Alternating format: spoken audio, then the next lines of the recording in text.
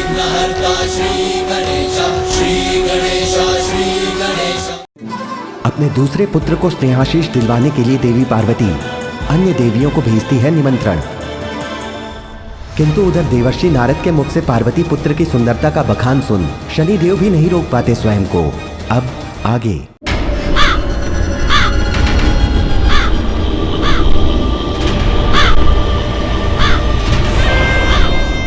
काग, तुम कैलाश तक नहीं जा सकते, मुझे वहां चलकर ही जाना होगा। देवी पार्वती नंदन को बस एक झलक देखकर शीघ्र ही लौटूंगा। स्वामी शनिदेव, ऐसा कुछ भी मत कीजिए जिससे देवी पार्वती के पुत्र के जीवन पर कोई संकट आए। अपनी दृष्टि से उसे दूर रखिए। समस्त देवलोक आनंद पा रहा है उसे देखकर, केवल आप ही वंचित रह गए उसे ना देखकर। मेरी मात्र एक छोटी सी झलक पा लेने से उस दिव्य बालक को भला क्या क्षति पहुंच सकती है?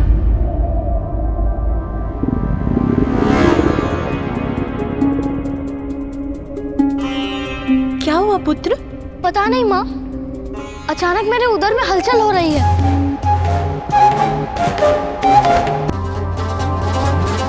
आपको तो भूख लगी है पुत्र। आपके जन्म से इतनी आनंदित हो गई कि आपको भोजन देना ही भूल गए।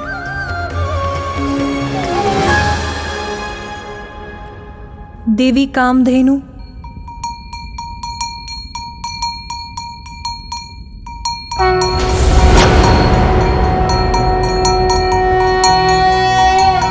शुभदाये प्रसन्नाये गोप्रदाये नमो नमः। सभी देवियों को मेरा प्रणाम। कीर्तिदाये धर्मदाये नमो नमः। महादेव, आज हमारा पुत्र अपना प्रथम आहार पाने जा रहा है। आप कहाँ हैं स्वामी? मैं आपकी पीड़ा समझती हूँ देवी पार्वती। मैं भी यही मना रही हूँ कि मेरे स्वामी महादेव को शीघ्र ही लौटा लाएं।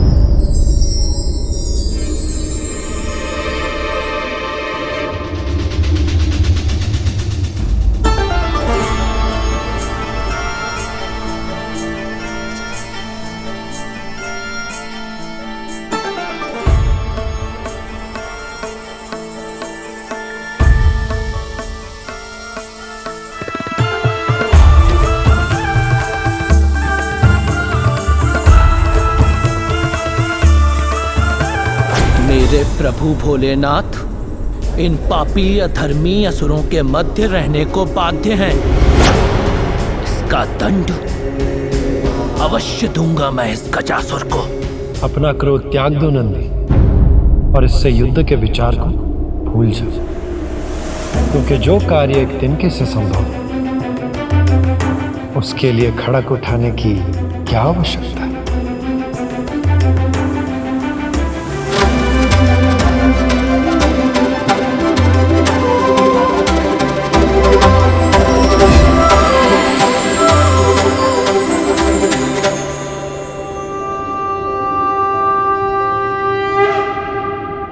श्री हरि ने ये कैसा वेश धारण कर लिया?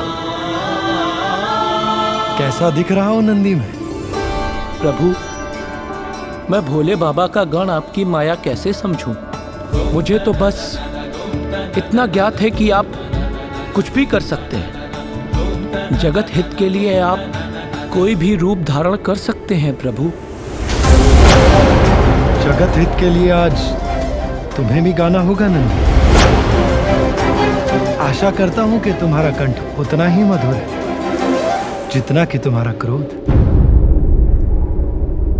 भोले बाबा के लिए मैं कुछ भी करने के लिए तैयार हूं, कुछ भी।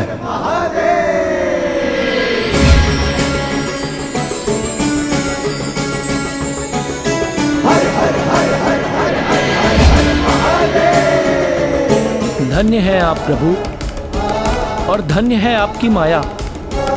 भोले बाबा, आप शीघ्र लौट आइए, नहीं तो आपके मित्र विष्णुदेव न जाने मुझसे क्या क्या करवा लें।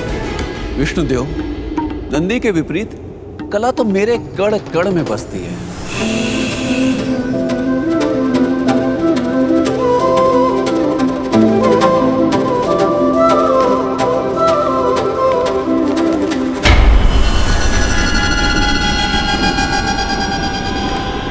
प्रणाम देवी कामधेनु। आप तो सभी गौ की दिव्य माता हैं, जीवन की निरंतरता और समृद्धि की प्रतीक हैं। अपने पवित्र दुग्ध से मुझे अपने पुत्र की भूख मिटाने की अनुमति दीजिए। माता, आपने शुभ कार्य के लिए मेरा आवाहन करके मुझे कृतार्थ कर दिया।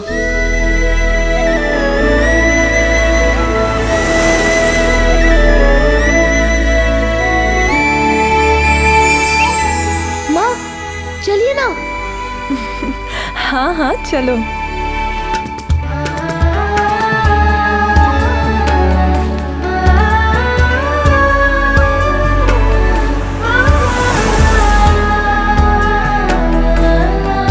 माता, आज मेरा दुग्ध आपके दिव्य पुत्र का आहार बनेगा। मैं धन्य हो गई। भविष्य में जब भी आपको मेरी आवश्यकता हो, आप निसंकोच मेरा स्मरण कर लीजिएगा। अब मुझे आज्ञा दे माता।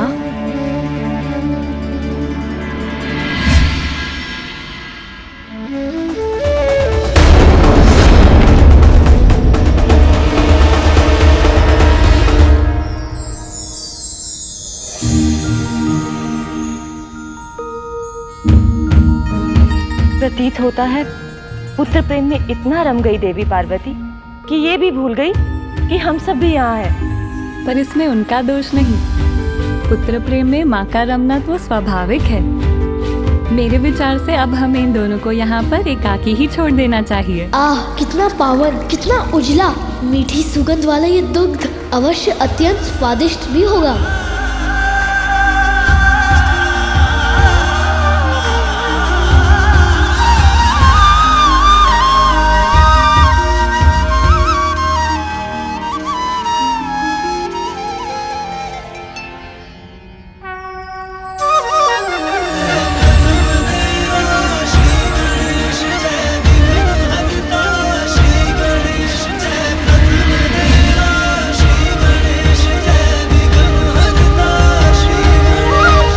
दुग्ध आपको आपके पिता के समान शक्तिशाली बना देगा पुत्र। सच माँ? तो और पिलाइए ना।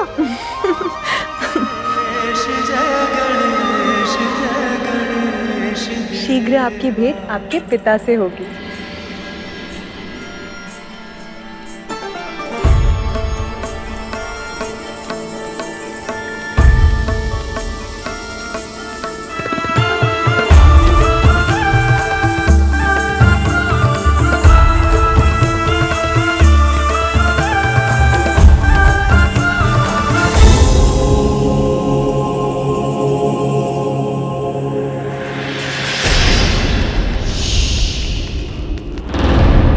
उत्तम, अति उत्तम। तुम्हारा नृत्य अत्यधिक मनमोहक है सुंदरी। त्रिलोकी विजेता गजासुर तुम्हारे नृत्य से अत्यधिक प्रसन्न हुए।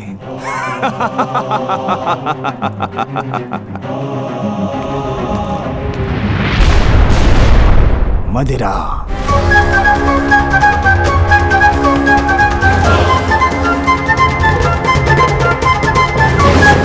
दुष्ट असुर शीघ्र मुक्त होंगे मेरे भोले बाबा तुम्हारे उदर से।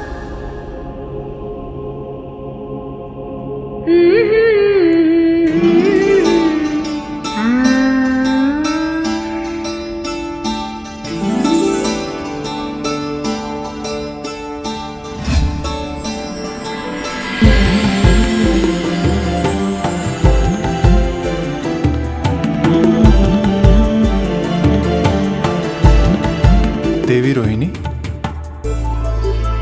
स्वामी आप मेरा अपने पति चंद्र का तिरस्कार कर रही हैं। तिरस्कार? मैं आपका ध्यान अपनी ओर आकृष्ट करने का प्रयास कर रहा हूं, किंतु आप हैं कि इस गीत में खोई हुई हैं। स्वामी, अपार सौंदर्य की धनी बालक ने मुझे मंत्र मुक्त कर दिया है। आप ही के समान अनुपम तेज से दमकता हुआ उसका मुखमंडल, आसमान में चमकते हुए सितारों की तरह उसके नेत्र, उसकी सम्मोहित करने वाली मधुर मुस्कान, उसकी वाक्पटुता, उसकी कुशाग्र बुद्धि, सब अत्यंत मनमोहक है स्वामी। किंतु देवी ये अद्भुत बालक है कौन? देवी पार्वती का पुत्र है स्वामी। आनंदित कर दिया है उसने हम देवियों को। ऐसा ही मनभावन मनोहर है वो। प्रतीत होता है स्वामी कि आयु में वृद्धि के साथ वो आपसे भी अधिक रूपवान और आकर्षक हो जाएगा। सभी देवताओं में सबसे सुंदर माना जाता हूँ मैं, किंतु एक बालक मुझसे भी अधिक सुंदर और मनोहर। आश्चर्य है।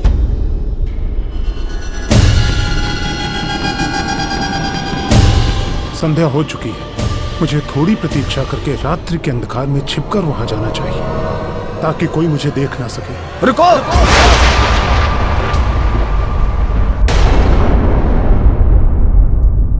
तुम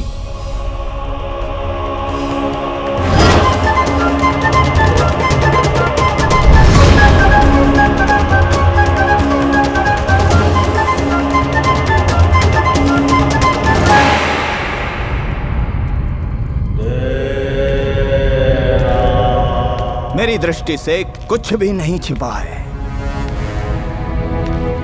मुझे सब ज्ञात है कि तुम कौन हो।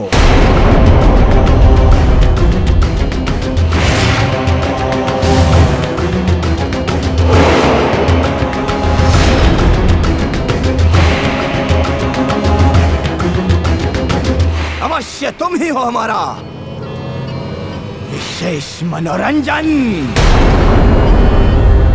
तो विलंब क्यों? प्रारंभ करो।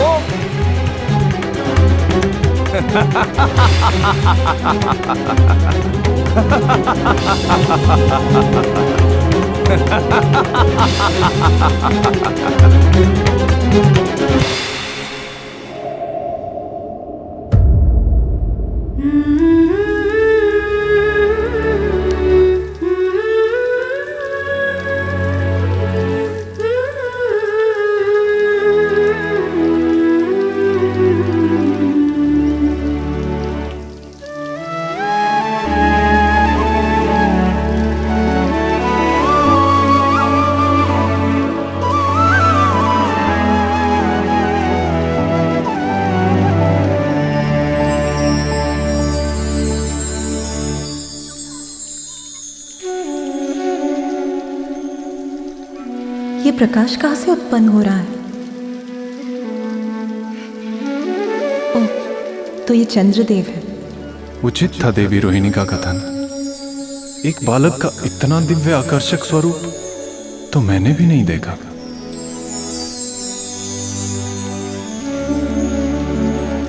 चंद्रदेव, अपने प्रकाश को कम कीजिए, सोने दीजिए इसे।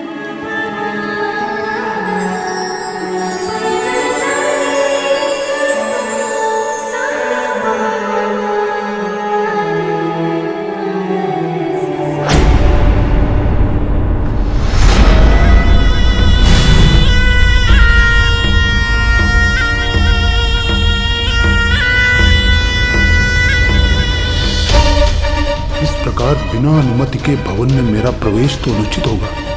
कदाचित मुझे पीछे से छिपकर जाना चाहिए और कक्ष में जाकर ढूंढना चाहिए माता पार्वती के पुत्र को।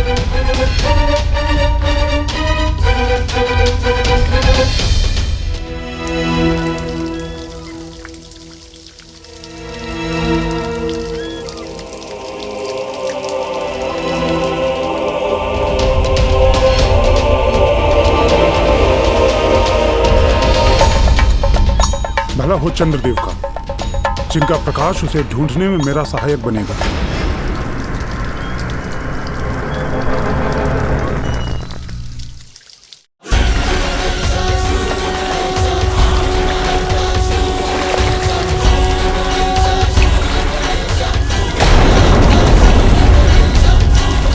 बस एक झलक प्राप्त हो जाए मुझे इस दिव्य बालक की। विघ्नहर्ता श्री गणेश, श्री गणेश, श्री गणेश।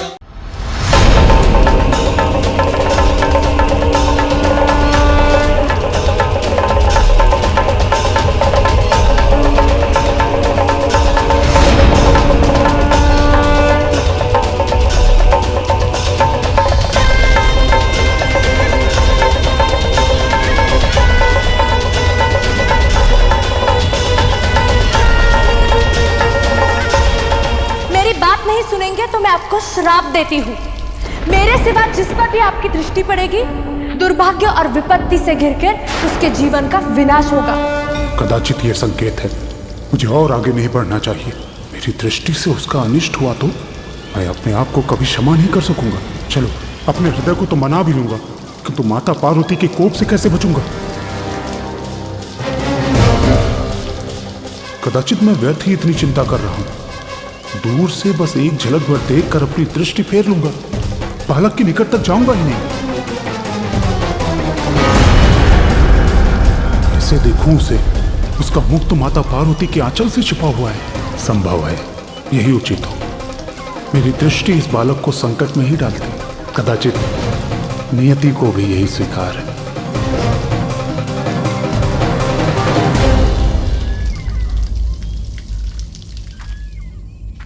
शनिदेव, चंद्रदेव, कहाँ जा रहे हैं आप? अभी तो आपने उस बालक को ठीक से देखा भी नहीं। मैंने प्रयास तो किया चंद्रदेव, किंतु वो बालक अभी निद्रा में है। उसका मुख देवी पार्वती के आंचल से ढका हुआ है। उसे देखने के लिए उसकी निद्रा में विघ्न डालना तो उचित नहीं होगा। और वैसे भी मेरी दृष्टि तो अशुभ है। मेरी दृष्टि का दुष्परिणाम सर्वविदित है।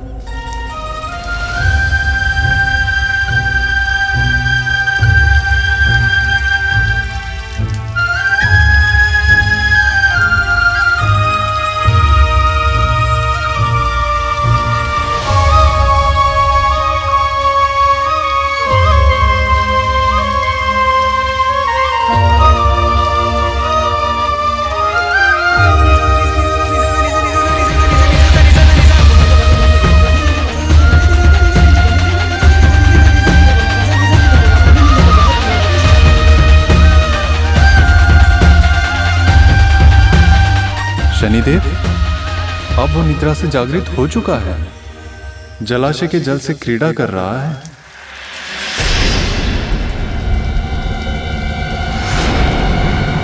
आप यही चाहते हैं ना कि आपकी दृष्टि उस बालक पर ना पड़े? तो मेरा प्रकाश जलाशय में उसका प्रतिबिंब उत्पन्न कर देगा। आप उसे ही देख लीजिए। इससे वो बालक आपकी दृष्टि से भी सुरक्षित रहेगा। क्षणिक देख के घुमा लीजिएगा अपनी दृष्टि। इसमें कहाँ घूमने वाली है सृष्टि? धन्यवाद चंद्रदेव, आपका यह सुझाव उचित है। उसका प्रतिबिंब देखने में तो मुझे कोई दुविधा नहीं होगी।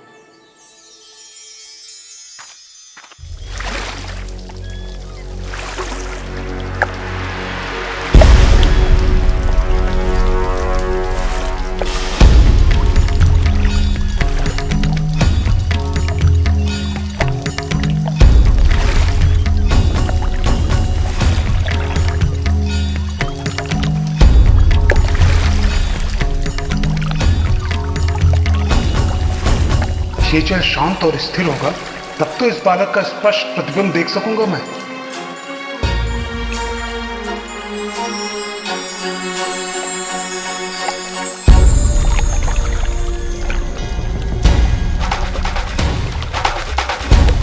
हाँ, अब उचित है।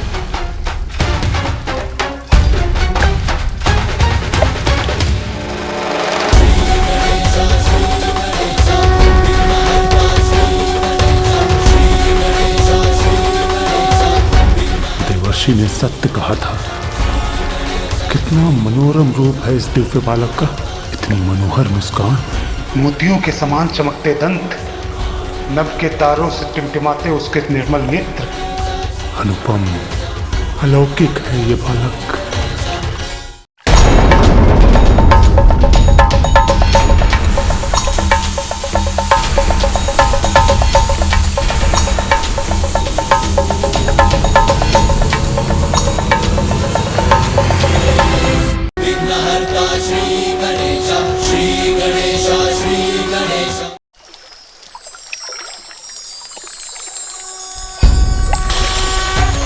इसके अद्भुत रूप की एक झलक तो प्राप्त हो गई। कितना अनोखा दिव्य रूप है बालक का।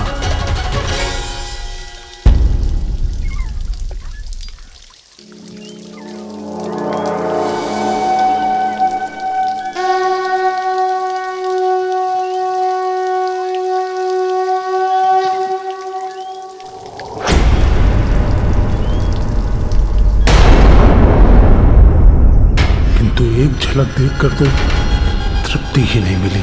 हृदय तो तभी तृप्त होगा जब पूर्ण रूप से देखूंगा मैं इस बालक को।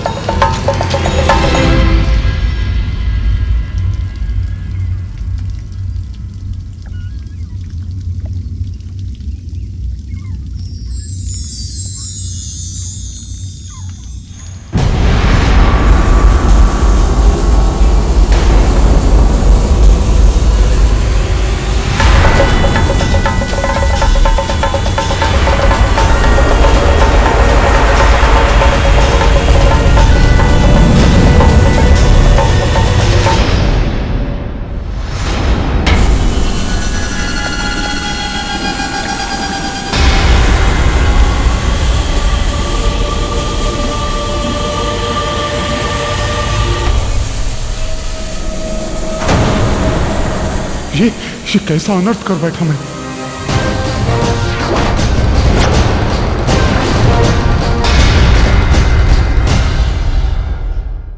तुम्हारे संगीत से महिषासुर पुत्र गजासुर अत्यंत प्रसन्न हुआ। मांगो। मुझे तुम्हारे उदर में स्थित भोलेनाथ चाहिए।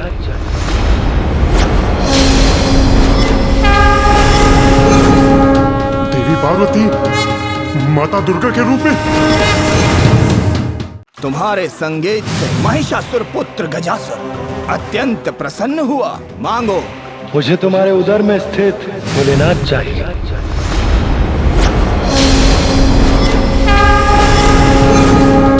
देवी पार्वती माता दुर्गा के रूप में।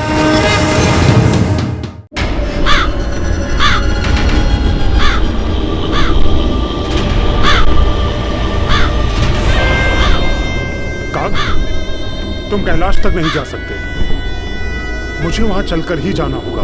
देवी पार्वती नंदन को बस एक झलक देखकर शीघ्र ही लौटूंगा। स्वामी शनिदेव, ऐसा कुछ भी मत कीजिए जिससे देवी पार्वती के पुत्र के जीवन पर कोई संकट आए। अपनी दृष्टि से उसे दूर रखिए। समस्त देवलोक आनंद पा रहा है उसे देखकर, केवल आप ही वंचित रह गए उसे ना देखकर। मेरी मात्र एक छोटी सी झलक पा लेने से उस दिव्य बालक को भला क्या क्षति पहुंच सकती है?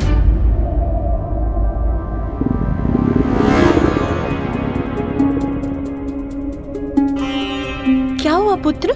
पता नहीं माँ, अचानक मेरे उदर में हलचल हो रही है।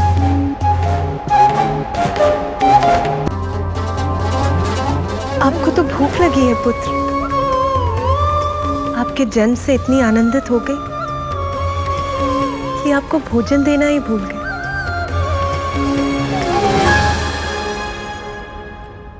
देवी कामधेनु,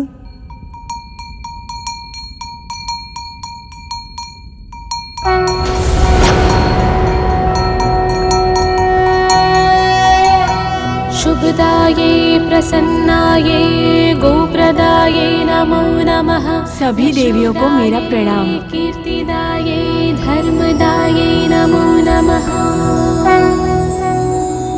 महादेव, आज हमारा पुत्र अपना प्रथम आहार पाने जा रहा है। आप कहाँ हैं स्वामी? मैं आपकी पीड़ा समझती हूँ देवी पार्वती। मैं भी यही मना रही हूँ कि मेरे स्वामी महादेव को शीघ्र ही लौटा लाएं।